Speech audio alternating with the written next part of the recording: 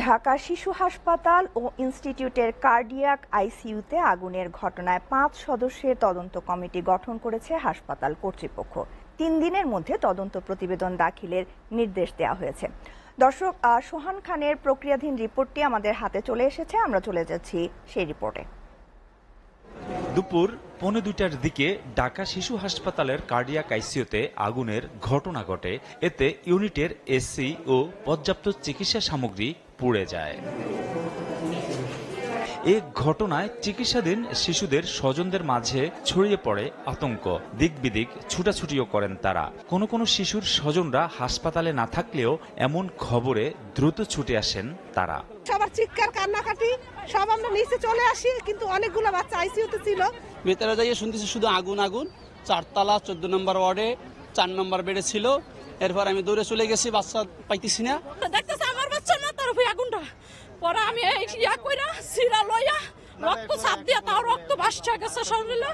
পরে নিচে দৌড়ে নাইমা পরে আরেকটা নার্সে মহিলার কইরা পরে রক্ত রিটা করাইছে। চিকিৎসাধীন থাকা 60টি শিশুদের দ্রুত নিরাপদে সরিয়ে নেয় কর্তব্যরত ডাক্তাররা। হঠাৎ করে এসিতে ধোঁয়ার মতন বের হয়েছে। যখন ধোঁয়ার মতন বের হয়েছে, বের হওয়ার পরে তখন হঠাৎ করে দিদিরা বলতেছে আগুন লাগছে আগুন, তখন বাচ্চাগুলো সব বের কেড়েছে। যে ডিউটিতে ছিল সে আমাকে ফোন দিছে যে দিদি আমাদের কার্ডিয়াক আইসিইউর যে বেসিনের কাছে একটা এসি আছে, ওইখান থেকে আগুন লাগছে। আমি সাথে সাথে বলছি মেইন সুইচ অফ করো, বাচ্চা শিফট করো। আগুনের ধোঁয়া ছড়িয়ে পড়লে অনেকেই 4তলা থেকে আশ্রয় নেয় হাসপাতালের নিচতলায়। বিগত 2 দিন আগে আগুন লাগছে, আমরা তো ওদেরকে নিয়ে নিচে নামি চলে এসেছি। ফায়ার সার্ভিস জানায় 4 ইউনিটের প্রায় 1 ঘন্টার চেষ্টায় নিয়ন্ত্রণে আসে আগুন।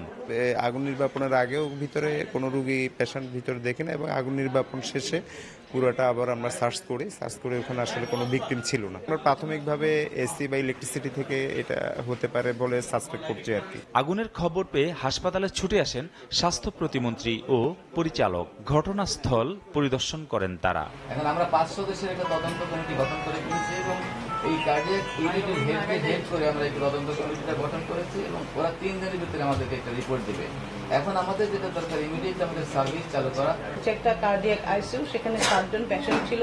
আমাদের চিকিৎসক সহ অন্যান্য যারা কাজে ছিলেন তারা হঠাৎ করে একটু ধোঁয়া দেখেই কিন্তু সব রোগীকে বের করে নিয়ে আসা হয়েছে, এবং এই রোগীগুলিকে যেহেতু কার্ডিয়াক আইসিইউ সেহেতু আমরা এগুলো এনআইসি ভিত্তিতে জাতীয় হৃদরোগে আমরা ট্রান্সফার করেছি, এবং সেখানে সব রোগী ভালো আছে। ফায়ার সার্ভিসের 5টি ইউনিটের চেষ্টায় হাসপাতালের আগুন নিয়ন্ত্রণে আনা হয়। সোহান খান, এসএটিভি, ঢাকা।